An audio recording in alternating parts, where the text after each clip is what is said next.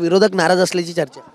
आता त्यांना जन्मतच तेवढं दिलं गेलेलं नसल्यामुळे स्वाभाविकच विरोधी पक्षनेता नाही आहे. जर जन्म तेवढं दिलं असतं विरोधी पक्ष नेतेपद मिळण्या इतपत तर विरोधी पक्षनेते झाले असते. पण एक ऑडिओ क्लिप व्हायरल होतीये ज्याच्यातून पुन्हा एकदा जे काही देशमुख प्रकरण झालं होतं ती घडणार असल्याची चर्चा त्या ठिकाणी सुरू आहे. मला काय त्यावर बोलायचं नाही. ऑलरेडी मॅटर ज्युडिशियल आहे.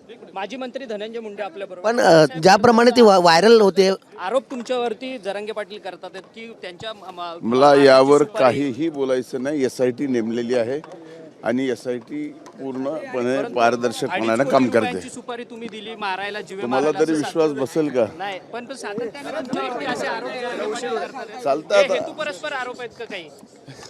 आता हे आपल्याला कळायला पाहिजे की हेतू पुरस्कार आहेत का काय आहेत आणि फक्त एकट्यावरच आहेत. परंतु तुम्हाला टार्गेट केलं जातं. तुम्हाला टार्गेट केलं जातं. हे आता आपल्या माध्यमांना लक्षात आलंय की टार्गेट अशा पद्धतीने केलं जात आहे. त्यामुळे स्वाभाविक आहे कोण काय आरोप करतो याच्यापेक्षा मी माझं सरळ सरळ काम करतोय. थँक्यू. नक्कीच एकंदरीत जर पाहायचं झालं तर मला टार्गेट केलं जातं अशा प्रकारची प्रतिक्रिया जी आहे ती माजी मंत्री धनंजय मुंडे यांनी दिलेली आहे. व्हिडिओ जर्नलिस्ट नित्यानंद नाईकसह कुणाल भोईटे, जय महाराष्ट्र न्यूज, नागपूर.